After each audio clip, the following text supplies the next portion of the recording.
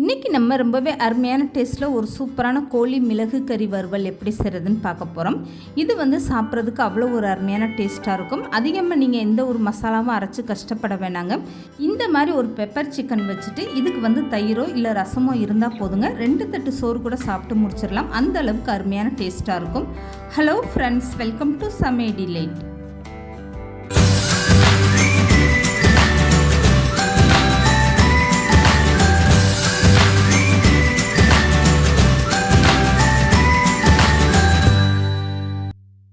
இப்போ இந்த pepper chicken செய்கிறதுக்காக ஃபஸ்ட்டு இந்த மாதிரி ஒரு சின்ன மிக்ஸி ஜார் எடுத்துக்கோங்க. இதில் 5 ஸ்பூன் அளவுக்கு மிளகு சேர்த்துக்கோங்க. இது கூடவே 3 ஸ்பூன் அளவுக்கு ஜீரகம் சேர்த்துக்கோங்க. இதை நல்லா ஒன்றும் பாதியமாக அரைச்சி எடுத்துக்கோங்க. இன்றைக்கி நான் பெப்பர் சிக்கன் செய்கிறதுக்காக 1/2 கிலோ அளவுக்கு நான் சிக்கன் எடுத்திருக்கேன். அதுக்கேற்ற மாதிரி மிளகும் ஜீரகமும் நான் சேர்த்துருக்கேன். இப்போ இந்த மிளகு ஜீரகத்தை அரைச்சிட்டு நான் எடுத்து காட்டுறேன் பாருங்கள். எந்த அளவுக்கு நல்ல குருணையாக இருக்குன்னு. ரொம்ப வலுவலுன்னு அரைச்சிடக்கூடாது. இந்த மாதிரி அங்கங்கே மிளகு ஜீரகம் தென்படணும். அப்போ தான் சாப்பிடும்போது ரொம்ப நல்லா டேஸ்ட்டாக இருக்கும். இப்போ இந்த மிளகுத்தூளை அப்படியே எடுத்து வச்சுருங்க. இதுக்கப்புறமா பெப்பர் சிக்கன் செய்கிறதுக்காக ஒரு அகலமான பாத்திரம் வச்சுக்கோங்க. இதில் ஒரு 4 ஸ்பூன் அளவுக்கு நல்லெண்ணெய் சேர்த்துக்கோங்க.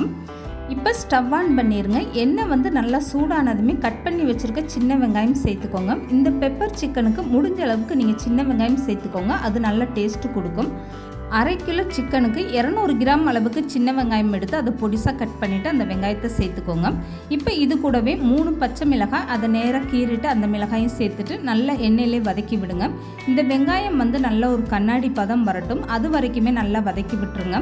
இந்த பெப்பர் சிக்கனில் காரத்துக்காக வேறு எதுவுமே சேர்க்க போகிறது இல்லைங்க. பச்சை மிளகாய் மிளகோட காரம் மட்டும்தான் நம்மளுக்கு இருக்க போகுது.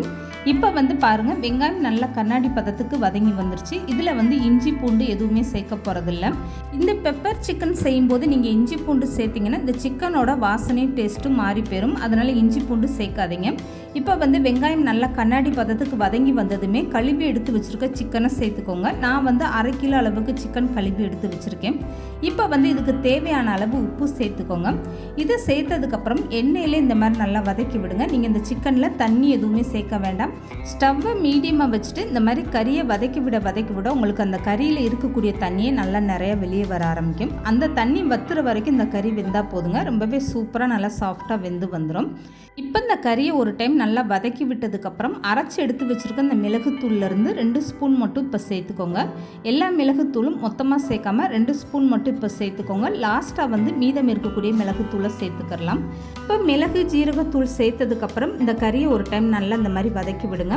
எப்போ நீங்கள் வீட்டில் பெப்பர் சிக்கன் செஞ்சாலுமே கடையில் வாங்கக்கூடிய மிளகுத்தூள் ஜீரகத்தூளை பயன்படுத்தாதீங்க. வீட்டிலேயே ஃப்ரெஷ்ஷாக அரைச்சி இந்த மாதிரி நீங்கள் பயன்படுத்தி பாருங்கள். இந்த பெப்பர் சிக்கனோட வாசனையும் டேஸ்ட்டும் ரொம்பவே சூப்பராக இருக்கும். இப்போ கறியை ஒரு டைம் நல்லா கலந்து கொடுத்ததுக்கப்புறம் மூடி போட்டு அப்படியே ஒரு 5 நிமிஷம் நல்லா வேக வச்சுருங்க. 5 நிமிஷத்துக்கு அப்புறம் நான் மூடி ஓப்பன் பண்ணி காட்டுறேன். இந்த கறியில் எந்த அளவுக்கு நல்லா தண்ணியெல்லாம் வெளியே வர ஆரம்பிச்சிருச்சு பாருங்கள். இப்போ 5 நிமிஷத்துக்கு அப்புறம் நான் மூடி ஓப்பன் பண்ணி காட்டுறேன் பாருங்கள். இந்த கறியில் கொஞ்சம் கூட தண்ணி சேர்க்கலாம். ஆனால் எந்த அளவுக்கு இந்த தண்ணி நல்லா வெளியே வந்திருக்கு பாருங்கள். இப்போ சிக்கனை ஒரு டைம் நல்லா கலந்து கொடுத்துருங்க. இந்த கறியில் இருக்கக்கூடிய தண்ணியெல்லாம் நல்லா வற்றிட்டு அது வரைக்குமே வேகட்டும்.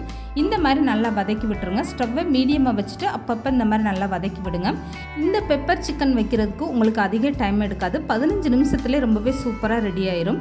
5 நிமிஷம் நீங்கள் இந்த சிக்கனை மூடி போட்டு வேக வைக்கும்போது அந்த கறியில் இருக்கக்கூடிய தண்ணியெல்லாம் நல்லா வெளியே வர ஆரம்பிச்சிடும். அதுக்கப்புறம் நீங்கள் மூடி ஓப்பன் பண்ணிவிட்டு இந்த மாதிரி கலந்து கொடுத்துட்டே இருங்க. இப்போ நான் கறி எடுத்து காட்டுறேன் பாருங்கள். எந்த அளவுக்கு நல்லா வெந்துட்டு சாஃப்டாக இருக்குது பாருங்கள். இப்போ இந்த சிக்கனில் இன்னும் கொஞ்சமே தண்ணி இருக்குது. இது நல்லா வற்றி வரட்டும். ஸ்டவ்வை மீடியமாக வச்சுட்டு இந்த மாதிரி வதக்கி விடுங்க. 1/2 கிலோ சிக்கன் எடுத்திங்கன்னா 5 ஸ்பூன் அளவுக்கு மிளகு சேர்த்துக்கோங்க. 3 ஸ்பூன் அளவுக்கு ஜீரகம் சேர்த்துக்கோங்க. 200 கிராம் அளவுக்கு சின்ன வெங்காயம் சேர்த்துக்கோங்க. இது எல்லாமே கரெக்டான அளவாக இருக்கும். இப்போ மீதம் இருக்கக்கூடிய மிளகுத்தூளையுமே அப்படியே சேர்த்துக்கோங்க. இதில் கொஞ்சம் கூட மிச்சம் வைக்காமல் எல்லா மிளகுத்தூளையும் அப்படியே சேர்த்துக்கோங்க. இது காரம் கரெக்டாக இருக்கும். இப்போ கொஞ்சமாக கருவேப்பிலை சேர்த்துக்கோங்க. இதுக்கப்புறம் நல்லா கலந்து கொடுத்துருங்க. கறியில் இருக்கக்கூடிய தண்ணியெல்லாம் நல்லா வற்றினதுக்கப்புறமா மீதம் இருக்கக்கூடிய மிளகுத்தூள் ஜீரகத்தூளை இந்த மாதிரி லாஸ்ட்டாக நீங்கள் கலந்து கலந்து கொடுக்கும்போது இந்த பெப்பர் சிக்கன் வந்து நல்ல காரமாக சாப்பிட்றதுக்கு ரொம்பவே அருமையான டேஸ்ட்டாக இருக்கும்.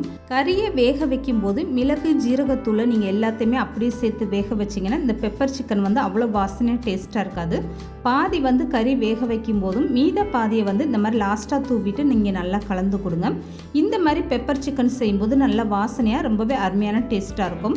இப்போ இந்த சிக்கன்லேருந்து ஒன்று எடுத்து காட்டுறேன் பாருங்கள், எந்த அளவுக்கு நல்லா சாஃப்டாக வெந்திருக்குன்னு. இதுக்கப்புறமா ஸ்டவ் ஆஃப் பண்ணி சிக்கனை எடுத்து வச்சுருங்க. அவ்வளோதாங்க, ரொம்பவே அருமையான டேஸ்ட்டில் மணக்க ரொம்பவே சூப்பரான பெப்பர் சிக்கன் ரெடி ஆயிடுச்சு பாருங்கள்.